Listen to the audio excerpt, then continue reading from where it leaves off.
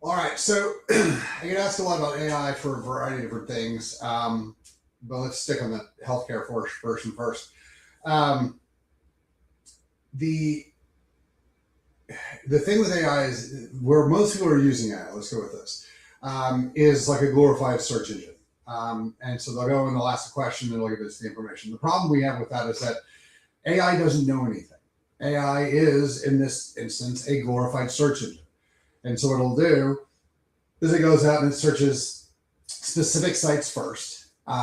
Like, so for instance, in healthcare, it'll search the NIH, the CDC, the FDA, Mayo. It'll search all the pharmaceutical companies, press releases, and things like that.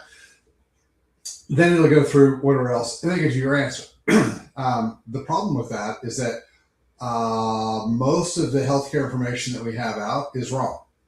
It's either wrong or it's a lie. So, for instance, if you ask it, and I've done this, is there any credible evidence that childhood vaccines cause any problems at all? Is there any scientific? And it says no. This is there's no scientific evidence that shows vaccines are harmful at all. It says rigorous, extreme testing has been done, and all vaccines are completely safe, which is not accurate at all. If you ask it, is cholesterol levels in the blood directly related to heart attacks, strokes, and plaquing? It says yes. It says cholesterol levels in the blood are directly related to heart attack, strokes, and plaquing, which is also not accurate. There's a lot of things that AI is going to get wrong because the information it's drawing from is inaccurate. The problem is that my opinion, is that you can't trust the CDC, the FDA, the NIH, because everything they told us is a lie for the past 40, 50 years. Everything. Remember, they're food and drug. So look at all the toxic chemicals in our food. Look at all the toxic chemicals in our air and water. Look how many, they said that you couldn't get addicted to opioids for 20 years. They're, past like 5, 7, 10 years, they finally came out and were like, okay, you got us. Opium's still addictive. So there's a lot of things that when you ask AI, hey, is this thing okay? Or is this the best path? Or how should I do X, Y, Z? It's going to give you the wrong answers. So the problem we're going to get into with everything AI is if we assume that it is artificial intelligence, that it is actually intelligent, that it does actually know things we don't know. I have not seen any evidence in any of the stuff I've read, any of the stuff I've looked at, that AI knows things or can think things through. I think what it does is it takes a whole bunch of information and says, look, 90 people said this, 10 people said this, we're going to exclude the 10, and we're just going to say this is what it is. That's what it seems to be doing in healthcare and some other areas. Now, I will tell you that AI is going to, you can use whatever term you like. The term I typically use for AI when it's doing with life is going to be destroy the life that we know. Because when you change things really quickly, it looks more like destruction than it does like alteration. We have a good chance in the next 5 to 7 years that the vast majority of the human beings will no longer have jobs. As you guys might have been seeing, we can now, with 4 or 5 different sentences, maybe a paragraph, we can make 2-3 minute movies with big name actors and the whole deal. So it's not going to take us very long before, if you want to see a new episode every night of your favorite movie or TV show or whatever, AI can just make it, which is going to decimate all the people involved in making movies. The visual effects, the sound guys, the actors, the promoters, they no longer have any need. It's writing its own code. And so we're seeing giant amounts of people being laid off in the tech sector.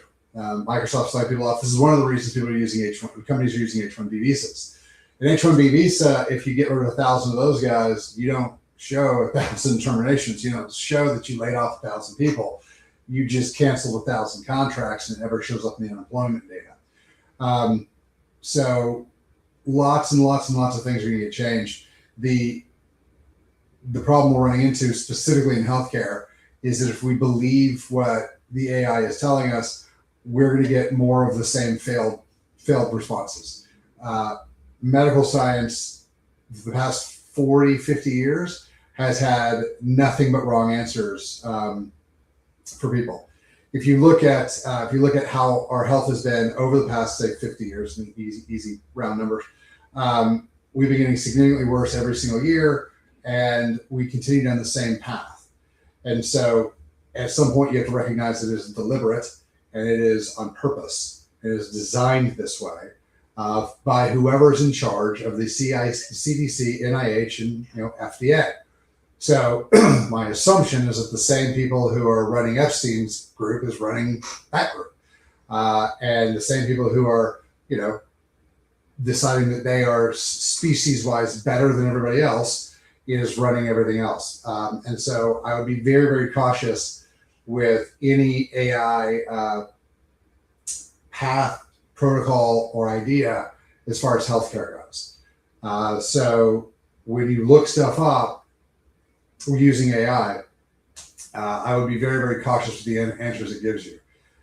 It's always funny because I make fun.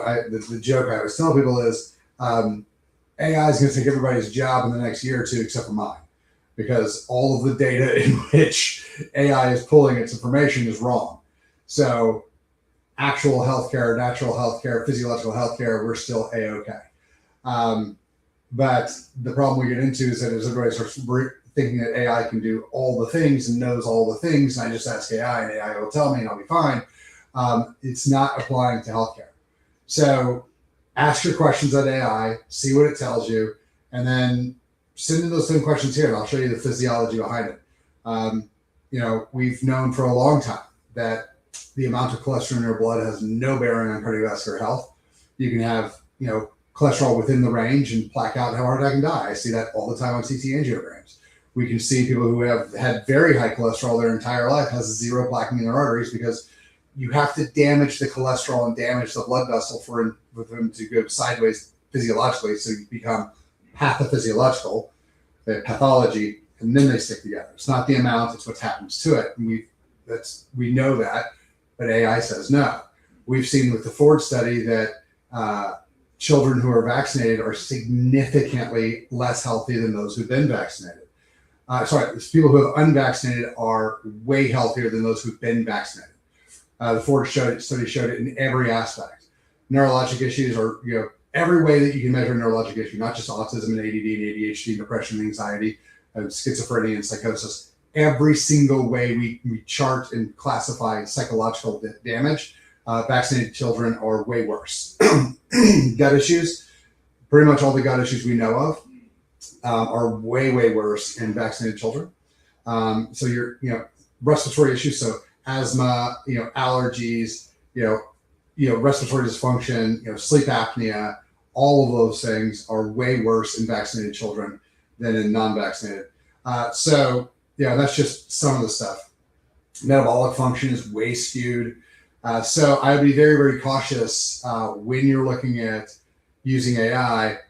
Make your movies, I love AI because I'll put like 2 pages of text down and be like, make this readable, and it'll make the words smaller. Because I was always like, I need this so that a high schooler can read it, and so the words get smaller, and that puts commas in for me and formats things better. I love using it for that.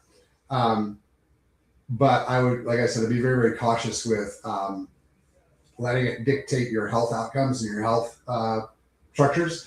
I've seen and I've asked for dosage recommendations, and they're always way bad. So I would be very, very cautious using any AI to dictate your health. Things that come specifically from books that are right, law is probably the best example, because whether a law is just, whether it's right, whether it's wrong, whether we should, abandon it, whatever, it's a law that we wrote down. And so things that we've written down, AI works amazing at. So, I know people who've used AI to argue court cases, and they won, and the other team had a bunch of lawyers and stuff like that, but the guy with ChatGPT won because everything written down, Chat was able to pull up. As long as the information that Chat is pulling from is accurate, or AI is accurate, you're going to do just fine. But you have to the assumption you're making when you're asking AI a question is that all of the information that AI is pulling from is 100% accurate. So keep that in mind whenever you're asking the AI questions about health or about anything else, is that it is basically what it is doing, keep this in your head, is that it's going out and asking the most common places we ask this question, the question. So in healthcare, it's going to go to the CDC, the NIH, the FDA, Merck, Pfizer, all of those guys who are paying for and doing the research and making the statements of this is how we're going to do things. So if you don't trust the government, and if you don't trust pharmaceutical companies, and you don't trust insurance companies, then I wouldn't trust AI at all for any of the questions you ask it from a healthcare standpoint. So I realize that it's, take into account where it's coming from, the information is coming from. But keep that in mind when everything you're doing with AI is where is the data coming from that is giving me the conclusion on. But that's kind of what we see with healthcare. The vast majority of the things that AI tells you is wrong. So take that for what it's worth. Have a fantastic day. Thanks for your time.